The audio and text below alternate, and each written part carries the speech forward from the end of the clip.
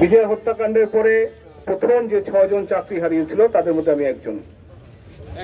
আপনারা এখন জানেন যে আমরা 6 জনই না, এই পরবর্তীতে শয়ে শয়ে অফিসার চাকরি হারিয়েছেন বিভিন্ন অজুহাতে, জেলে গিয়েছেন এবং হত্যাকাণ্ডের শিকার হয়েছেন, গুমের শিকার হয়েছেন। আমরা 15 বছর অপেক্ষা করেছি একটা দিনের জন্য, যখন স্বৈরাচারী শেখ হাসিনার বিদায় হবে আমরা এই হত্যাকাণ্ডের পূর্ণ বিচার পাব।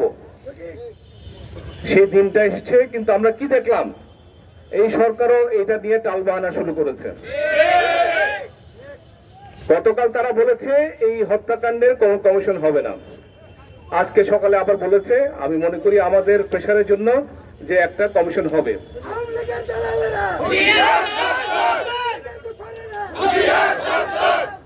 আমরা জানি না তাদের উদ্দেশ্য কি, বাট আমি বাংলাদেশ সশস্ত্র বাহিনীর সকল সদস্য, সকল রিটায়ার্ড সদস্যদের পক্ষ থেকে একটা কথা বলতে চাই, এই হত্যাকাণ্ডের পূর্ণ তদন্ত, পূর্ণ বিচার না হওয়া পর্যন্ত আমরা ঘরে ফিরব না।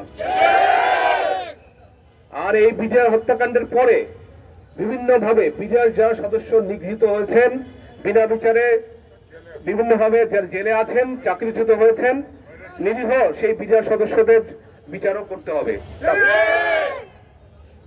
আজকে আমাদের সবার দাবি এক, সঠিক তদন্ত এবং সঠিক বিচার,